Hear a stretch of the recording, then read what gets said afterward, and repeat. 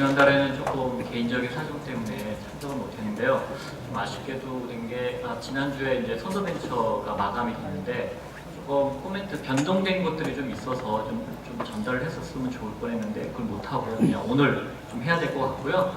아마 이제 선도벤처 연계하고 그다음에 맞춤형 사업에 아마 조금 창업자분들이 관심을 가질 만한 이제 지원금인 것 같아서 선도벤처 연계는 조금 있다가 다시 다음 달에 좀 해드리고요. 맞춤형까지 설명을 드리면서 오늘 마치도록 하겠습니다. 이제 지금 제가 쭉 설명드리는 이제 순서가 이제 이렇게 진행되고 있는데요. 지난주에 마감이 된 게 이제 선도벤처 전국에 있는 한 30여 개 있는 그 거점 대학에서 각자 이제 접수를 해가지고 각자 평가를 합니다. 그래서 전국 단위 평가가 아니라 각 대학에서 평가를 하니까 제가 아마 2월달에나 1월달쯤에 한번 설명을 드렸을 거예요.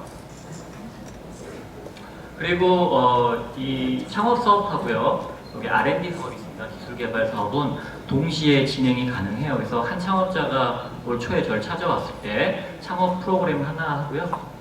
그다음에 창업 성장 과제를 동시에 진행을 해서 잘 가고 있어요. 아마 선정이 되게 된다 그러면 창업자이면서도 한 1억 5천 정도 자금을 정부로부터 무상으로 일단 지원받을 수 있을 것 같고요.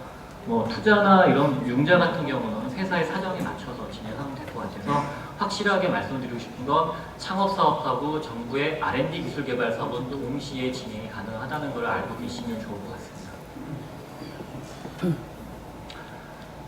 스마트 벤처 창업학교가 어제 마감이 됐고요. 그 전주에는 선도대학이 됐는데 스마트 벤처 창업학교는 제가 아마 청년 사관학교 때 잠깐 말씀드렸을 거예요. 지난 2월 달에 말씀드렸죠. 각 지역 거점별로 이제 접수를 받는데 스마트 벤처가 저는 이제 좀 주의 깊게 좀 안 봤었는데 좀 보다 보니까 좀 이상한 게 좀 있네요. 그러니까 예를 들면 작년도 같은 경우에는 수도권이나 이런 지역에서 좀 많이 뽑았는데 올해는 갑자기 대구 경북권에서 많이 뽑아요. 그래서 왜 거기가 그렇게 많이 뽑는지는 잘 모르겠는데 갑자기 이제 수도권이 확 줄었죠.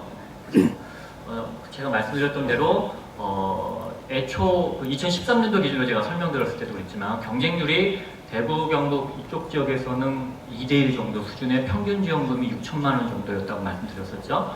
이번에도 이렇게 많이 뽑아놓으면 경쟁률이 상당히 낮을 수밖에 없어요. 대구 경북 지역은. 그러니까는 지역에 관계없이 지원하실 수 있기 때문에 그런 조금 지원 상황이라든가 평균 지원금들을 좀 알아주셨으면은 조금 멀더라도 이쪽을 지원하셔도 나쁘지는 않다. 그러면 대부분 이제 질문이 뭐냐면 그럼 거기서 활동해야 되느냐? 주 사무소 위치는 거기다 두셔도요. 활동하는 거는 서울 수도권에서 활동하셔도 전혀 무방합니다.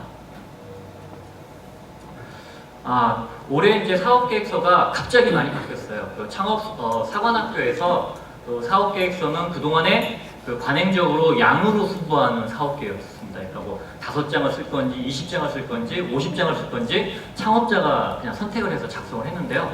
갑자기 선도대학부터 5페이지로 한정을 지어놨습니다. 5페이지긴 하나 내용은 다 들어있어요. 다만 반 페이지 안에 그 내용을 써야 된다는 게 창업자들이 좀 난해하고 저를 찾아 많이 왔는데 써갖고 온 걸 봤어요. 그러니까 그냥 한두 줄 이렇게 우리 뭐 시험 볼 때 이렇게 썼듯이 한 몇 줄 쓰고서 이걸 내야 되느냐 이렇게 물어보는데 문제는 뭐냐면 양을 많이 쓰던 양을 적게 써야 되는 간에 핵심적인 내용이 담겨야 된다는 것은 다르지 않습니다. 다만 양을 많이 써야 되는 것은 많은 자료들을 좀 집어넣는 데 좀 포커스를 맞춘다면 이렇게 5페이지 안으로 줄이라 그러면 핵심적인 요소 부분들을 강조를 해야 되고 그 강조를 하기 위해서는 기본적인 백데이터들을 많이 준비해서 추려가면서 줄여야 되는데 앞단 없이 바로 그냥 5페이지 줄이려고 하니까 내용이 상당히 부실하더라고요. 그래서 그런 과정들 없이 갑자기 5장으로 이제 줄이려고 하니까 창업자들이 혼선이 왔는데요. 스마트 벤처도 5페이지로 줄여버리라고 해서 아마 어떻게 보면은 창업자 입장에서는 불필요한 내용들을 줄일 수 있어서 좋다고 생각하겠지만 제가 보는 건 좀 다릅니다. 결국엔 어떤 기본적인 데이터의 어떤 획득이 다량으로 있는 상황에서 줄여가는 방향으로 가야 되는데 그걸 없이 그냥 갑자기 양을 줄여버리려고 하니까 사업계획서가 한두 줄 정도밖에 없는 상황이 벌어지더라고요. 그래서 제가 생각하는 건 아무래도 질을 추구하기 위해서는 결국은 양이 필요하다는 걸 좀 말씀드리고 싶고요. 지금 두 가지 사업이 남았다 말씀드렸죠. 선도벤처 연계하고 맞춤형 사업이 있는데 맞춤형 사업도 이제 곧 접수가 될 거예요. 그렇다 보면 결국은 5페이지라 할지라도 일단 양으로 어느 정도 준비를 해놓고 그다음에 그걸 줄여가면서 핵심적인 사항 하나만 표기를 해주는 방향으로 흘러야 된다라고 말씀드리고 싶습니다. 이게 이제 전에 2월달에 말씀드렸던 사관학교의 예시였었어요. 이거는 자기가 마음대로 양을 늘렸다 줄였다 할 수 있었어요. 그러나 선도대학교는 한 페이지에 한 그 주제를 다 써야 됩니다. 그럼 결국은 뭐냐면 이런 식의 파워포인트라든가 어떤 데이터들을 축적되어 있는 요약본을 넣지 않으면 반 페이지에 못 넣는다는 얘기예요.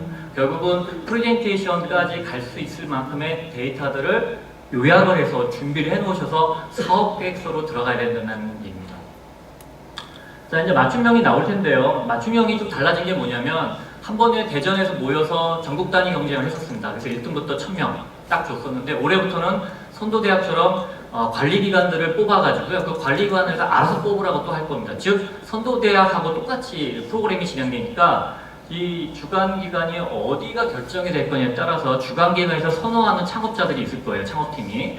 그쪽에 맞게끔 사업계획서를 준비하시면 좋은데요. 기본적으로 5페이지는 아마 같을 것 같습니다. 그러니까 여러분들이 혹시 사업계획서를 준비하실 때는 기본적으로 양해는 분명히 필요하지만 사업계획서 담길 때는 줄여줘야 될 때에는 기본적으로 상당한 요약을 좀 하셔야 된다. 즉 프레젠테이션 스킬까지 준비해놓고서 사업계획서를 접근하셔야 된다는 것을 잊지 않으셨으면 좋겠고요. 말씀드렸던 대로 선도대학처럼 관리기관에서 주관적으로 관리를 한다 이렇게 생각하시면 될 것 같습니다.